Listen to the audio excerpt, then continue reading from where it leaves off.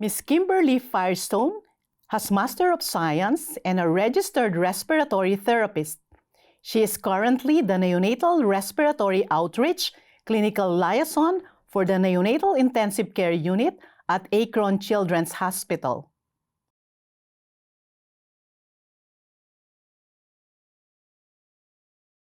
It's interesting to me because I've been in this field for a long time. I'm not going to mention how many years. And we started out using non-invasive ventilation. We used bubble CPAP and we tried not to intubate. And then as the years passed, we went into using more intubation. And now the recent literature and the recent reviews have shown us that non-invasive ventilation is actually very beneficial as compared to invasive ventilation. So we have recently at Akron Children's Hospital been coming up with or changing our protocols so that we give babies more of a chance in the delivery room. We may have done 29-week babies on CPAP, and now we're doing it more with 26-week and giving them a chance to breathe on their own. We have become more aggressive, though, if they show us signs that they have increased oxygen needs, we will intubate and give surfactant. But what we want to do after that point then is to, as soon as possible, extubate the patient and put on non-invasive ventilation. And our non-invasive ventilation policy, as it stands currently, is that we will start with non-invasive NAVA. And we feel strongly that it is the only ventilation for non-invasive that is synchronous with the patient. Using the EDI catheter, using the neural trigger, we are able to ventilate these patients effectively with non-invasive. So our protocols and our procedures all talk about as soon as you extubate, that patient then will receive non-invasive NAVA. They will, hopefully, we'll be able to wean them aggressively. And then hopefully we'll be able to go to straight CPAP and then a period of time, of course, on CPAP. And then we will be able to let them have to breathe spontaneously by themselves. So we've seen a big shift in the last few years of using more non-invasive ventilation, extubating sooner, and I feel in our institution, one of the reasons that we've been able to do that easier is because we have the modality of non-invasive NAVA.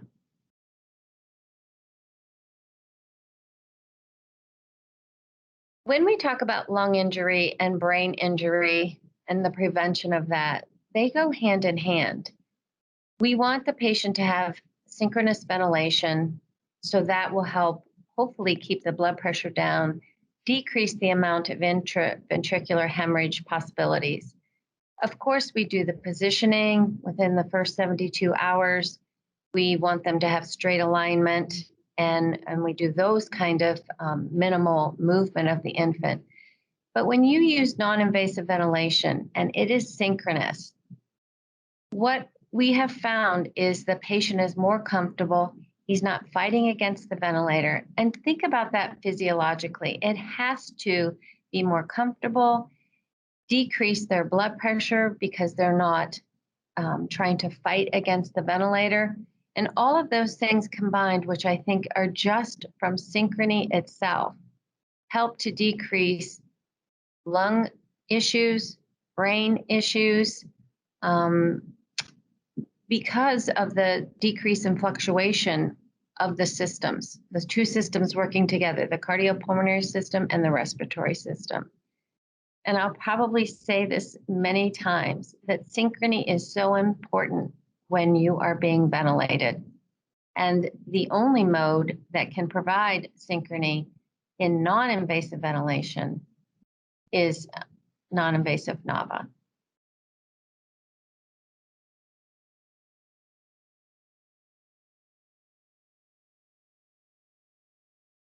The goal of ventilation is hopefully to prevent bronchopulmonary dysplasia.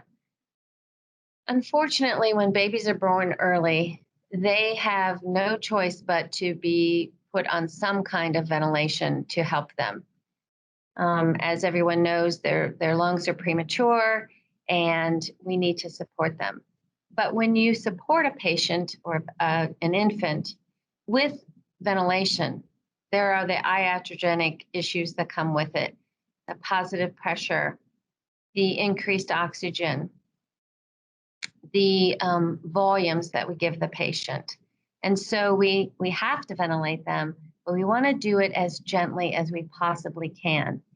And so we actually did a study here in combination with Dr. Stein at Toledo, where we looked at over 1 million breaths that were on non-invasive NAVA and NAVA. And it showed us that when you allow a premature baby to take his own breaths himself, he will ventilate with lower volumes than we typically would give him. He will ventilate with lower peak inspiratory pressures that we would typically give him. And that was amazing to us. Now, please don't think they don't take that every once in a while, a large breath, because they will. We call that their recruiting breath. We think that's when they're sighing and they are expanding. But once you let them take that large volume and large pressure, they will then ventilate at lower pressures and volumes than we typically would set on the ventilator.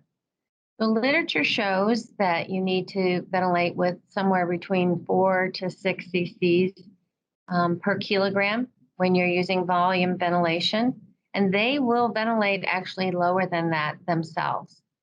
So that's very beneficial and key to preventing bronchopulmonary dysplasia. We hope that will show that in the future. We don't have information as of yet because we need studies to see if it actually does make a difference. But it makes sense to me that if you use less FiO2 and you also use less volumes and pressures and inspiratory times, because all of those things contribute to the mean airway pressure, that you will be able to ventilate them more gently. When you let a patient make his own decisions about his breath, he actually does ventilate, like I said, with lower volumes and pressures. But he also uses a lower inspiratory time than we typically do. We typically use a 0.35 second inspiratory time, maybe a 0.4 second, and they sometimes give themselves 0.2, 0.28 second inspiratory time. And so those things in combination, lower inspiratory times, lower tidal volumes, lower peak inspiratory pressures, are beneficial to the lung tissue. When we talk about oxygen, we haven't documented this in any of our papers, but I have documented it to when we first switch patients from conventional ventilation over to NAVA. They typically will decrease their FiO2 needs by 5 to 10%. So we know that oxygen is damaging. So all of those things in combination will hopefully, in the future, we would be able to show that you would have decreased chronic lung disease from this. So I can only suppose that that will be the outcomes and show that we have decreased rates.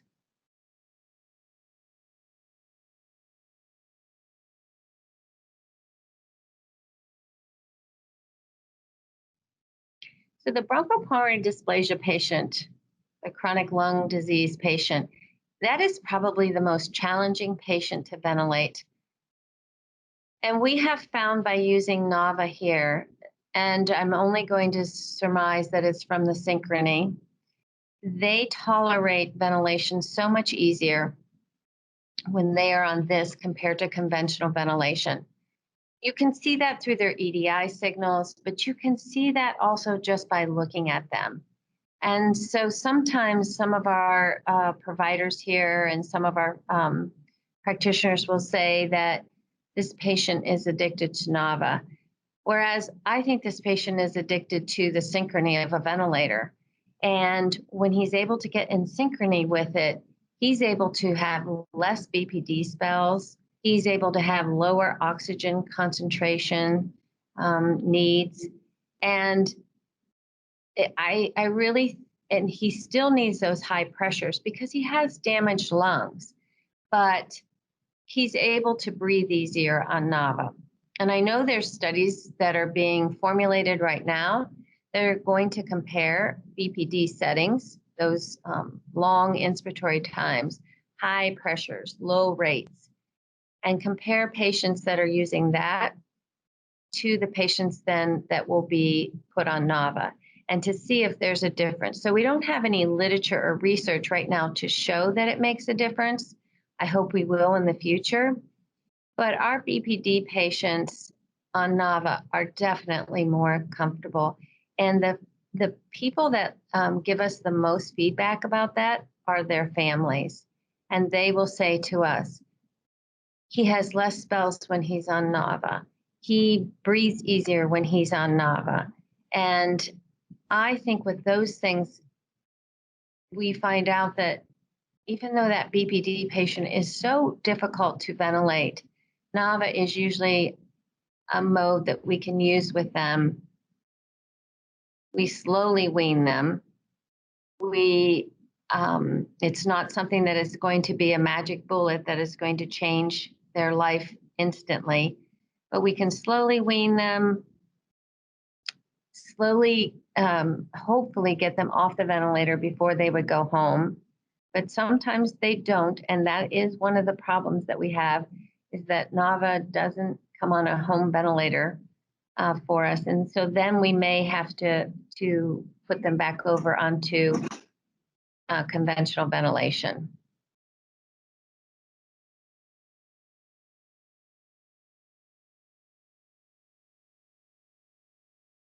If we have a patient that is a full-term infant and we feel that they are not going to be on a ventilator for very long, I will honestly tell you that we will use conventional ventilation. We will use pressure control, or we will use volume, PRVC, pressure regulated volume control for them, because we feel like we're going to extubate them soon. But if we feel they're a little more challenging and they may present a little more difficult path for us, then we will use NAVA ventilation for them.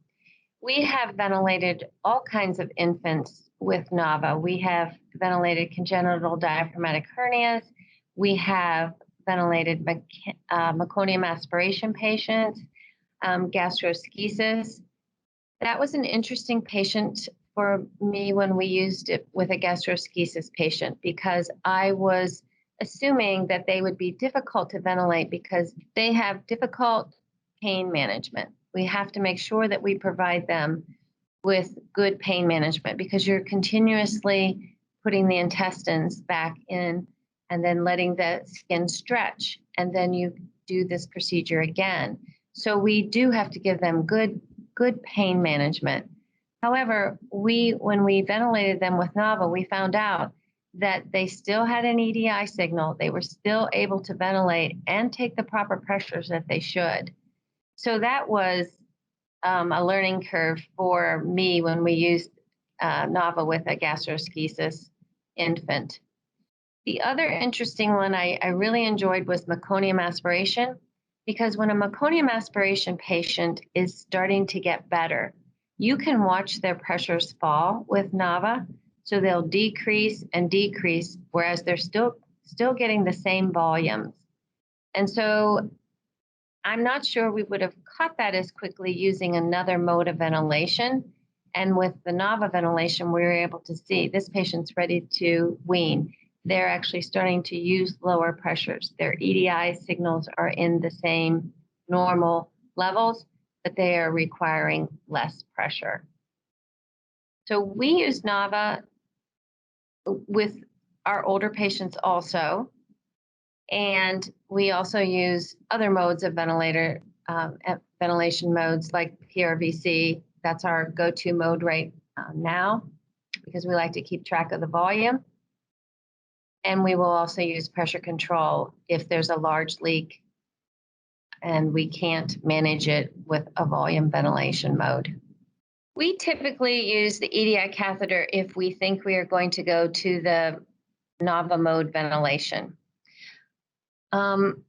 I think an EDI catheter gives you so much information but the EDI catheter does come with an additional cost. So if we feel that a patient is going to be weaning off the ventilator quickly, we will not insert an EDI catheter. We will go ahead and use our traditional conventional modes of ventilation and wean them quickly using our traditional pulse oximeter, blood gases, those for our clinical guidelines.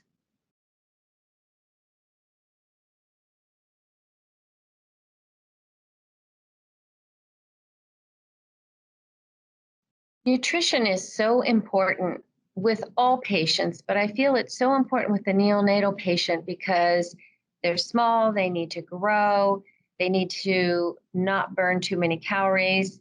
And so we pay so much attention to nutrition. Every day on rounds, we talk about how much does the baby weigh?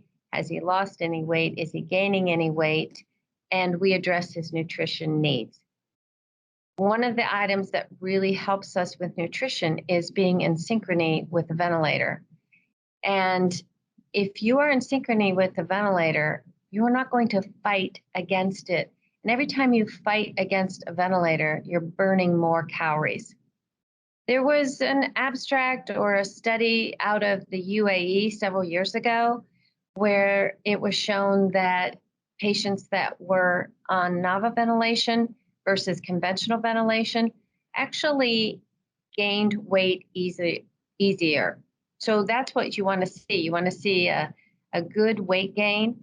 And I think a lot of that has to do with the fact that these patients are in synchrony with the vent. They're not fighting the ventilator. And so they are able to grow and mature that way without having the ventilator impede that for them.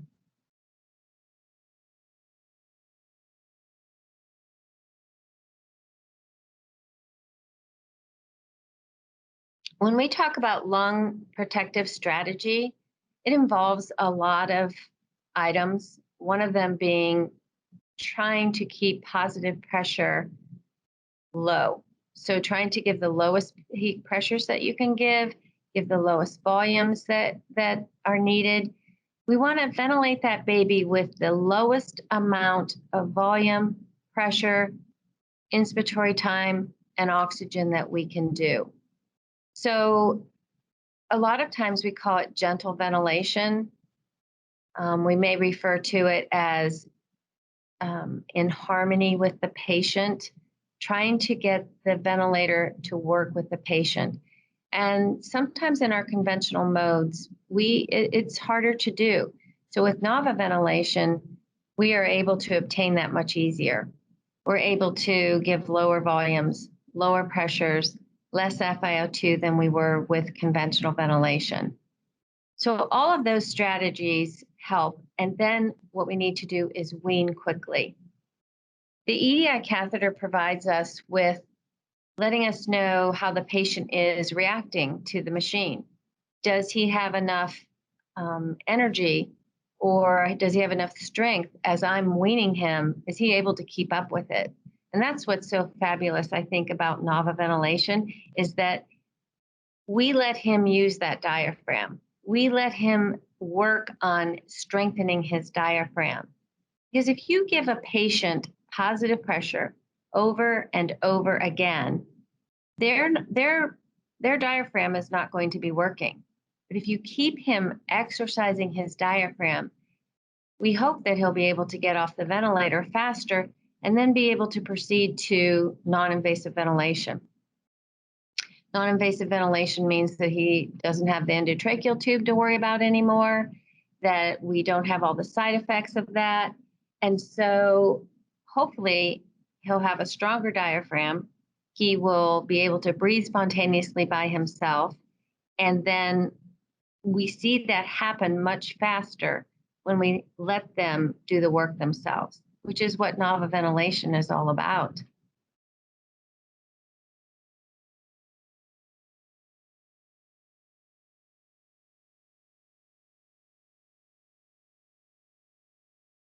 Apnea prematurity is one of my favorite topics because these babies have apnea It may last for a long time. We don't need a lot of support for them because when they're breathing spontaneously, they actually do very well. But their issue is they'll have these long periods of apnea or even short periods of apnea where they will decompensate. And we don't want this patient to decompensate. We don't want their heart rates falling. We don't want their oxygen levels falling. So if you give them support just during that time when they're apneic, that will keep them stable. Then if you just give them straight CPAP during the time that they are spontaneously breathing, they're able to support themselves. So this mode of ventilation, giving a NIV level of 0, essentially gives them CPAP while they're spontaneously breathing. However, when they have their apneic spell, then they have non-invasive ventilation provided to them. And it's really an interesting topic. Yesterday, I was rounding on a patient. He was breathing well. He was in room air, has been in room air for several days. And as we were rounding on him, he had an apneic spell. The ventilator picked it up. The ventilator started giving him some positive pressure ventilation. We watched his EDI signal come back. He never decompensated through all of that. And it really was intriguing for me to watch because a patient that would have been on CPAP prior to this may have decompensated during that time. So we actually decided at that point that he wasn't ready to come off NIV level 0, that we still would stay on it, and we would give him another 24 hours to see if we would wean him to CPAP. Dr. Stein's group and our group did a paper together where we looked back at patients that were on CPAP for 24 hours and patients that were on non-invasive NAVA level of 0 for 24 hours. And those patients were all examined. We looked at their data, and the ones that were on non-invasive ventilation of NAVA level 0 actually had less clinically significant events. And it was actually a significant decrease. So we published a paper on that, and we are hoping that people will read about that and possibly use that with their patients in apnea of prematurity.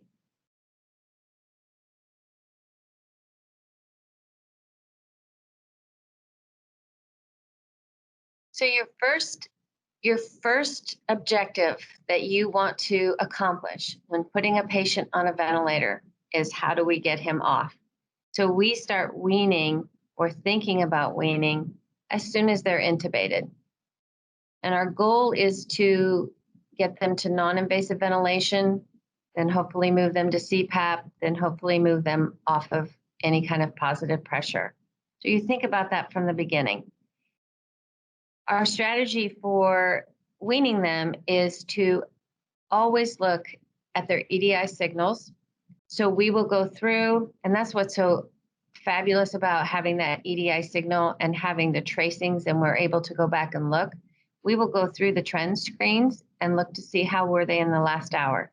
If I lowered the NIV level, did it change his EDI? Did it change his EDI so that he still is doing well with a lower NIV level? Then let's bring down that NIV level some more. You can move quickly on these patients that are new. The BPD patient, those are a little bit more difficult to wean, but those newer patients that we have, they're easier to wean, and we try to be aggressive with it. And like I said before, you want them to keep working their diaphragm. So if you're able to wean their NIV level, get them down to what we think is a low NIV level, let's say maybe 1, we can extubate. And what is I think the best tool we have right now for us is that we have non-invasive NAVA. So I can extubate them and then put them on non-invasive NAVA, where I know that they're still going to get ventilation, but they're not going to get it with an endotracheal tube. And years ago, we didn't have non-invasive ventilation. We would go straight to CPAP. And that wasn't as effective because some of the infants couldn't tolerate it. So I think today we have so many more tools. We have EDI catheter that can show us their EDI peaks and mins, shows me how well they're doing. I have backup ventilation. If they're not breathing, it will breathe for them. I have that the EDI catheter will tell the machine they're breathing now, let them do it, and only give them what they need. And what is so amazing is synchrony. Non-invasive ventilation or invasive NAVA. These patients are synchronous with their inspiratory effort. They're synchronous for whatever volume or pressure they want, and it's synchronous with termination. And to me, if I were on a ventilator, that would be the worst synchrony to not have is termination. I'm trying to breathe out and the machine is pushing the air in. And those things, have to increase blood pressure, have to decrease cardiac output. Those things are all, if you're not in synchronous with your ventilator, your whole body has to use a lot more energy. So it burns more calories, may increase your blood pressure, and give you those negative effects. Not even to say that, to also address the fact that I'm not using my diaphragm either. So NAVA ventilation helps keep the patient in synchrony and gets him ready to be extubated.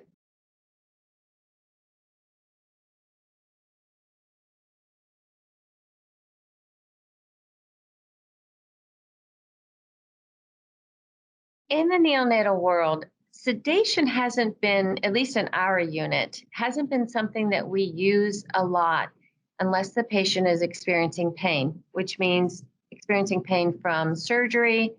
We are now going to do some kind of invasive procedure, let's say a chest tube. If a patient is just spontaneously breathing on a ventilator, we typically don't give sedation unless we have a patient that is what we call fighting the ventilator. But you don't see fighting the ventilator with NAVA ventilation. I will say in our pediatric intensive care unit, our younger patients do receive higher sedation than they do in the neonatal world. And when they use NAVA there, they have found that they can use less sedation. There have been some studies that have come from Europe out of pediatric intensive care units that show that the sedation can be much lower when using NAVA. And that's because you can watch the patients drive. Now, I will say that let's say we have a patient who's receiving a PICC line and he gets morphine for that. We still keep him on NAVA, but he stays in backup typically because that morphine may knock out his drive to breathe. But once he starts to breathe again, you can see his signal come back and he starts to spontaneously breathe on NAVA ventilation. So that's been interesting for us to watch that and to see how pain and control and sedation really do affect the respiratory center. And if you get that line between having pain control but not taking their drive to breathe, they can still breathe very well with NAVA ventilation.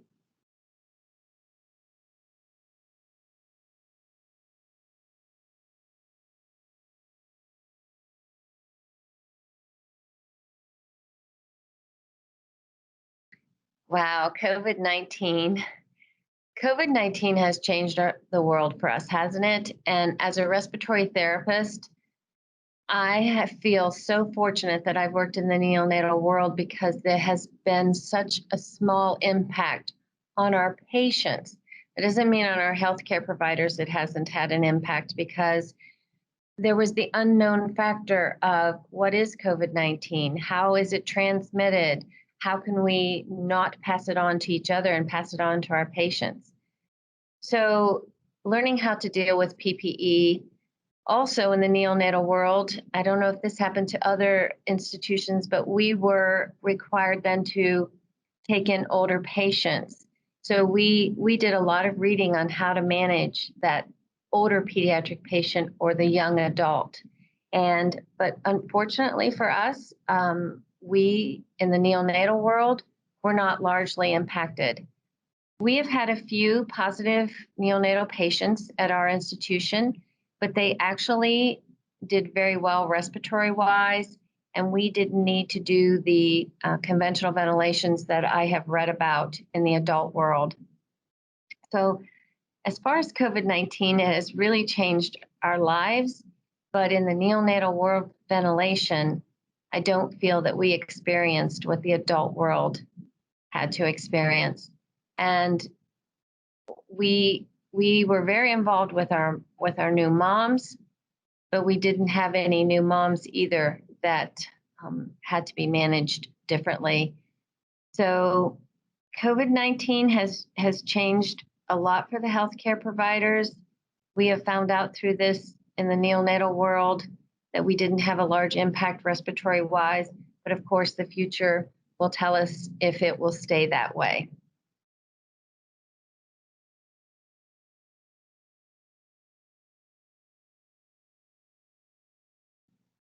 So the magic of NAVA ventilation is that it is so personalized to each patient. If he wants a big breath, he gets it. If he wants a small breath, he gets it.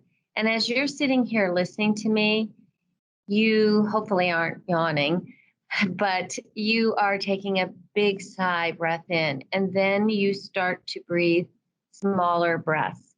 You breathe quickly, you breathe slowly. That's how you breathe.